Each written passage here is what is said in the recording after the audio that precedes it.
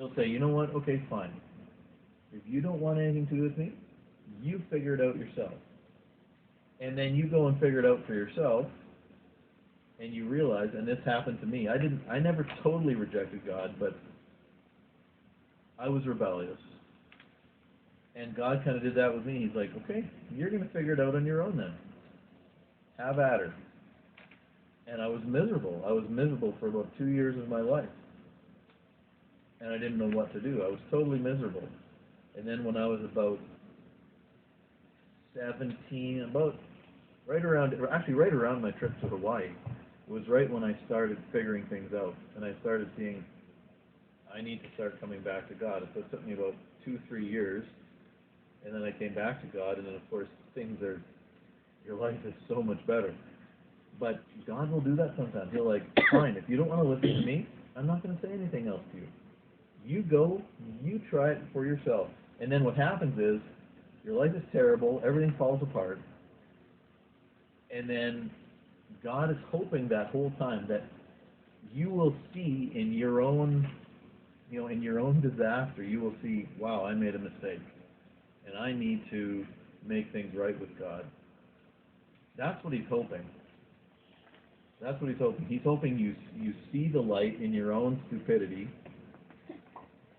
and you come out of that stupidity and come back to Him, and then He'll say, see, I was trying to tell you this all along, but you weren't listening, so I let you go on your own.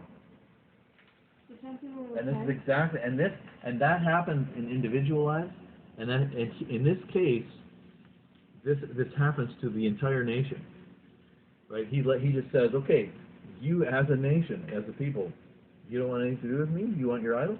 Have your idols. Let's see how you do it. And then of course they start losing all their wars. They start, they're just miserable. They lose their territory. It's the opposite now. From when he was with the Israelites when they were fighting with the Philistines. It's kind of the opposite. Yeah, and we just see the example. See, it's like a complete opposite here, because in chapter 7, they repented, right? Mm-hmm. And they said, yes, we're going to put away all our idols. And then so for that period, however short it was, for that period, they were serving God, and what happened? God was with them, and He won their battles. Right? And like I said, He's not going to win your physical battles nowadays, because we live in a different time. But He will help you win your spiritual battles if you are serving Him. But if your heart is somewhere else, He will let you go off on your own until you realize your own stupidity, and then hopefully you come back. Some people, you know what? The sad thing is, many people never come back. I have a lot of old friends who have abandoned God, or who, are kind of on that path. And my prayer, one of my major prayers, is just that God keeps them alive, because many of them... He can decide when you can live or not. Yeah. Many of them, at some point, 5 or 10 or 15 or 20 years down the road, will get to the end of their rope, their lives are disastered, and they'll finally come back to God and they'll say, you were right all along. And that's what we always have to pray for.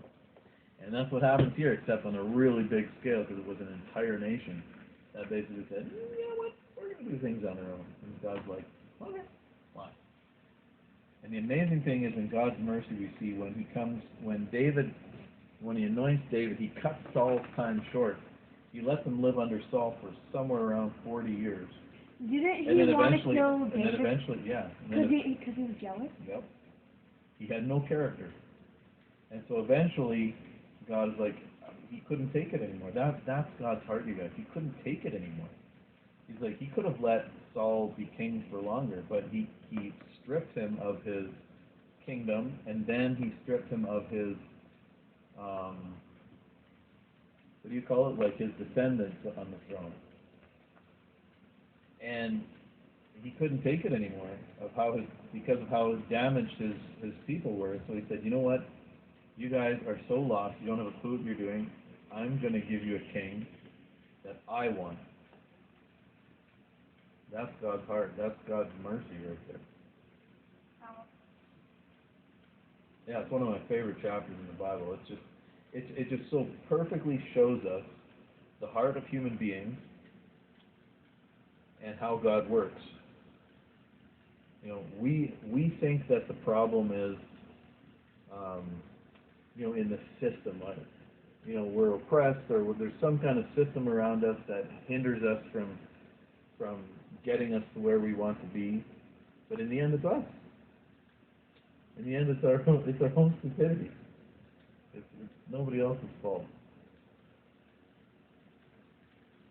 I love that chapter. I teach from that chapter all the time when I'm teaching. Do you teach it a while? Yeah, it's all the time. Let's pray. Yes, we will pray.